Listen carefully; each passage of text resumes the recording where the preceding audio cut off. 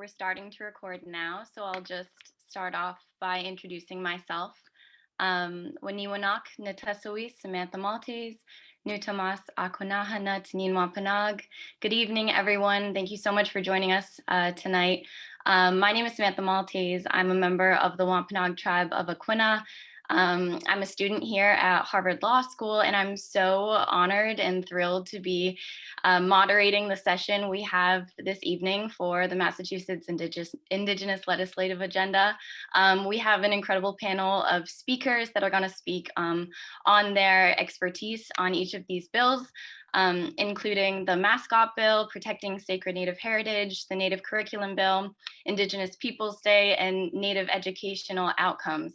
After our panel's over, we'll switch over to a Q&A session. So I'll announce that later on after I introduce our lovely panelists. And just to get us started, I'd like to tell you all a little bit about myself and growing up as a Native person within the Massachusetts public school curriculum. So from ages around 5 to 13, I was constantly reminded of my state's love for its colonial history and its willful ignorance towards its indigenous one. Every year, I reread the same chapter 1 that discussed how the natives helped the Pilgrims survive the first winter, then curiously ceased to exist. The ramifications of this erasure are severe.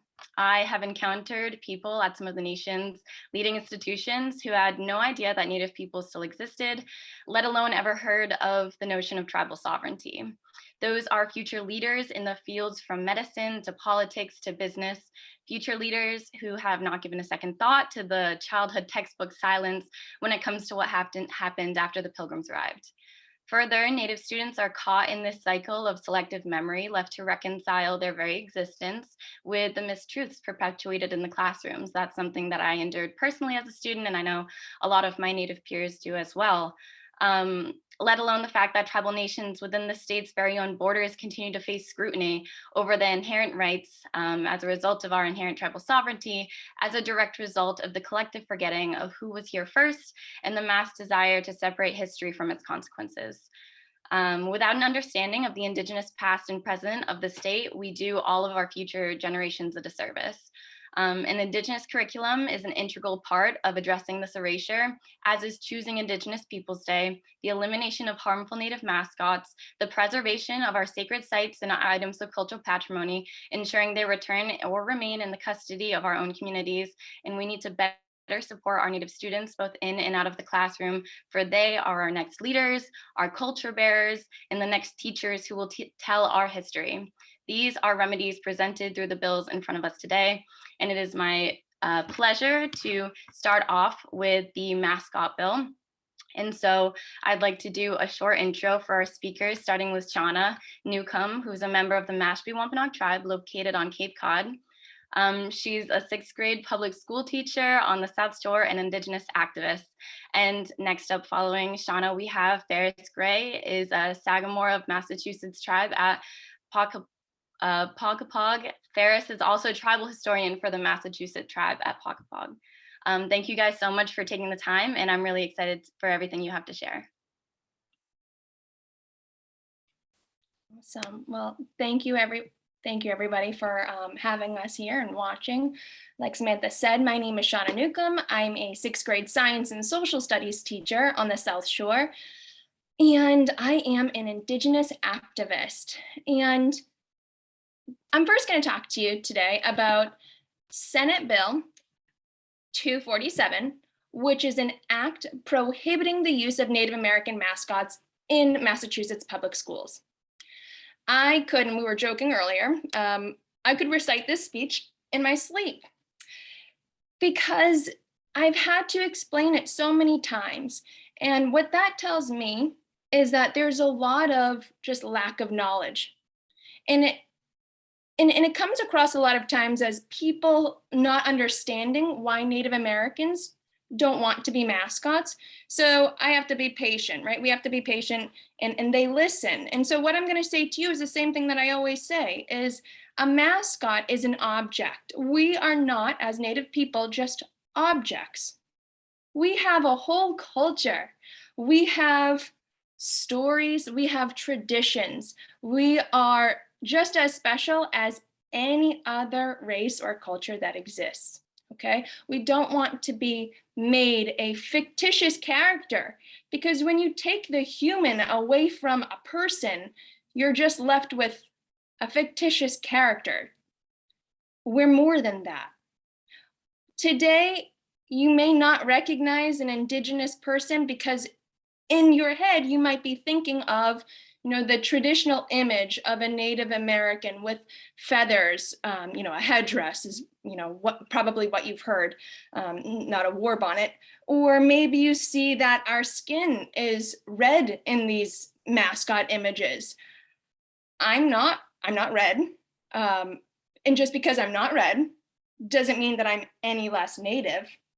So to portray that as the image of what a Native American is, it makes Native Americans who don't actually look like that feel like, well, we're invisible. And I guess maybe I'm not as Native as I thought because I don't look like that picture. I went to a school whose rivals were the Braintree Wamps. I am Mashpee Wampanoag. I was on the cheerleading team, and every Friday night we have to get everybody excited, right? The rallies. And there was this chant whenever we played our number one rival. It was "Stomp the Wamps." And I felt very, very uncomfortable being a part of that chant, because to those students, right, to my classmates, it was okay to speak that way against a whole group of people. What are we teaching our kids? Are these not people?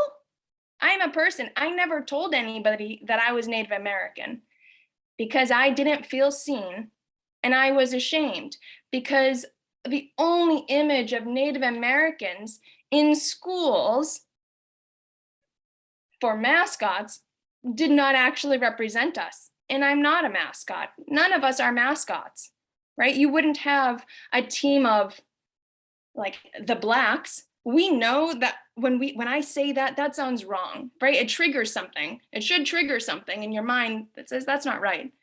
Well, Native Americans is just as morally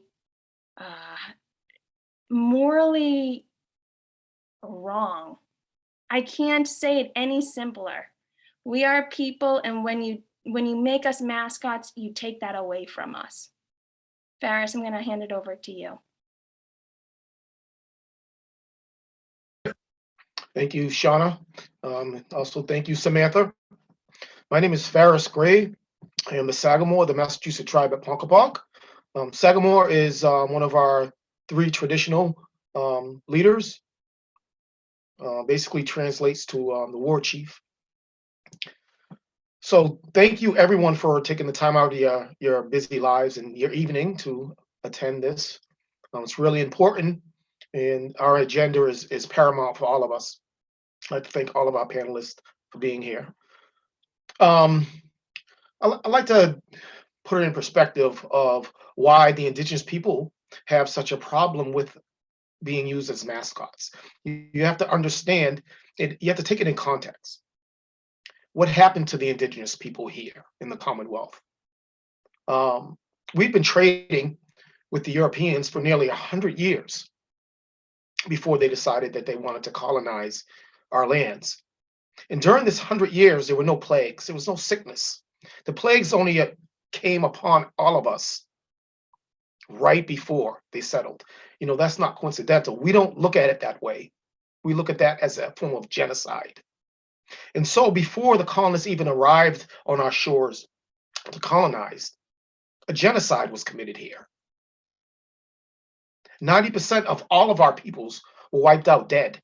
And we can kind of relate to that because we're going through COVID now. How has that affected our lives? And just imagine 90% of us dying today, how that would affect you. And that's what we went through. And once 90% of us were dead, the colonists came. Then they just started herding us into what they called praying villages. Today we might call them reservations, praying villages. That's what they did to all of us, herded us into these places. And I can speak for the Massachusett, they took our males away from the families, out of the villages, these praying villages as they call them, and they put them in concentration camps. And then when the indigenous people say that's enough, we have to fight for our rights. And then they take more indigenous people and then they place them in more concentration camps because they're afraid that they might actually fight for their freedom. It's just insane we're not portrayed that way. That we are not portrayed as the patriots that were fighting for everything we were. And so once the threat of rebellion was over, then they can really assimilate us, a forced assimilation, everything taken away, everything. Our religion, our beliefs, the length of our hair, our clothing, our planting fields, our food sources, our access to the ocean, our children. And especially with the Massachusett tribe, our name was, we couldn't even have our name. They even wanted our name. It was theirs now. They took everything we were. And this happened. This isn't something that is fabricated. This happened here. And what happened here was the blueprint. It's how they colonized basically the whole continent. So they didn't just do it once, they did it over and over and over and over and over again. And these things happened by the colonists, by the founding fathers. They push out west, atrocity after atrocity. That's this country's legacy. But you know, no matter how much I would love to travel back in time and try to change these things, we can't. We can't change what happened in the past. So if you fast forward to where we are today, to where 400 years of where we couldn't be us, we couldn't be us. It wasn't allowed. You were killed, murdered, imprisoned for being who you were. And so now what? Now it's okay. Now you can have colonists dressing up as us and as costumes. Oh, that's funny. That's cute. Look at them. They can, you know, put headbands on their youth in schools. Oh, let's play Indian now. Oh, we're honoring you, but we're honoring you. That way of thinking is ridiculous. You can't do the things that were done to our people and then choose the way to honor us. And so when we look at the mascot, when we look at the way you're portraying us, and like Shauna said, stomp the womp. And you know, I went to a high school that had an indigenous mascot. You know, teams would tell us, we're gonna scalp you, you're savages. And they weren't talking about me, but they were, but they didn't know they were talking about me. They were just talking about the mascot. I mean, it's really important that everyone understands we are not a trophy to be on a mantle or to be on a billboard or to be on sporting jerseys. That's not us. It's not acceptable for any of the other races, only to the indigenous here. Why? Why? Because the Commonwealth still has a colonistic mentality, conqueror mentality. Kill the Indian, save the man. They still have that same mentality. And when we speak up and we say that's enough, we run into resistance from town to town that we travel to try to educate them. And then we have people not wanting to let go. Shauna brought up Braintree, Wamps. I met with their mayor who agreed to take away the imagery, which they did. It's awesome, but keep the name. But keep the name, Wamps. And that's really important for my family because they call themselves the Wamps. They call themselves the Wamps because of Wampatuck, who was a Saco, who deeded that land to the colonists. And so they think they're honoring Wampatuck by saying, oh, we're the Wamps now, so you're the Wampatucks? That doesn't even make sense. How can you be the Wampatucks? You're not the Wampatucks. I am a descendant of Wampatuck. I am the Wampatuck. You are not the Wampatuck. Stomp the Wamp. You want to stomp me? So now you want to fight. Because this is real for us. We don't play Indian. We don't play Indigenous. That's who we are. We don't play that game. So when we hear these things, I mean, in reality, should we fight? Should we stand up and fight?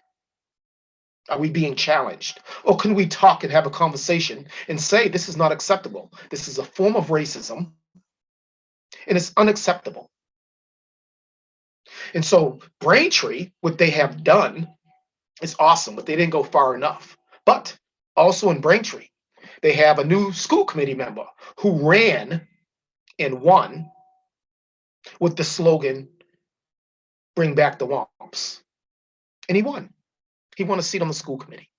He is trying to bring back that Indigenous mascot. This is what we have to deal with.